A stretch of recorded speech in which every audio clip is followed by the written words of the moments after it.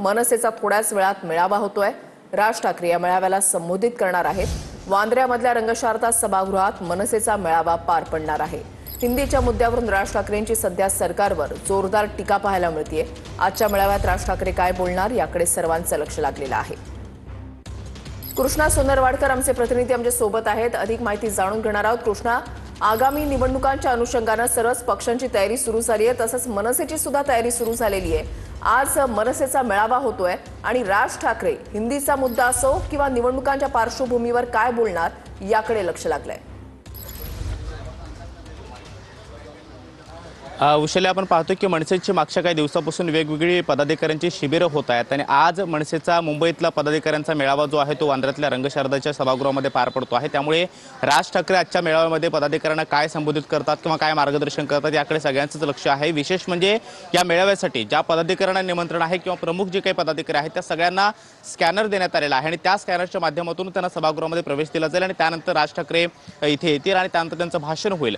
आता आपण पाहतो की काही पदाधिकारी हे पोहोचायला सुरुवात झालेली आहे, प्रमुख नेते सुद्धा पोहोचत आहेत आणि त्यानंतर राज ठाकरे या ठिकाणी येतील आणि त्यांचं मार्गदर्शन या सगळ्या पदाधिकाऱ्यांना होईल। त्यामुळे स्थानिक स्वराज्य संस्थांच्या निवडणुका किंवा महानगरपालिकांच्या निवडणुकांच्या माध्यमातून त्याचबरोबर सध्या गाजत असलेला जो काही हिंदीचा मुद्दा आहे जो मनसेने लावून धरलेला आहे आणि हिंदी सक्तीच्या विरोधामध्ये रान उठवल्यानंतर सरकारच्या विरोधामध्ये जी काही भूमिका घेतलेली आहे त्यावरून काय भाष्य करतायत हे देखील पाहणं महत्त्वाचं असणार। मात्र या सगळे हे जे काही हिंदीचे वगैरे मुद्दे आहेत त्या सगळ्यावरती सातत्यानं आपल्या वेगवेगळ्या भाषणामधून राज ठाकरे वेगवेगळे मुद्दे जे आहेत ते मांडत आलेले आहेत। मात्र पदाधिकाऱ्यांच्या या मेळाव्यामध्ये निवडणुकीच्या अनुषंगाने राज ठाकरे काही मार्गदर्शन करतात का, काही महत्त्वाचे वक्तव्य करतात का हे पाहणं महत्त्वाचं असणार आहे। युती संदर्भातल्या ज्या काही चर्चा आहेत त्या अद्यापही अधिकृतरित्या सुरू झालेल्या नाही आहेत। मात्र दोन्ही बंधू एकमेकांच्या संपर्कात आहेत, नेते सुद्धा स्पष्टपणे त्यावरती आता काही बोलत नाहीयेत आणि त्यामुळे त्या संदर्भात राज ठाकरे आपली काही भूमिका या मेळाव्यामध्ये स्पष्ट करतात का हे पाहणं होत असणार आहे। जेव्हा मनसेचं एखादं शिबिर किंवा पदाधिकाऱ्यांचा मेळावा असतो त्या पदाधिकाऱ्यांच्या मेळाव्यामध्ये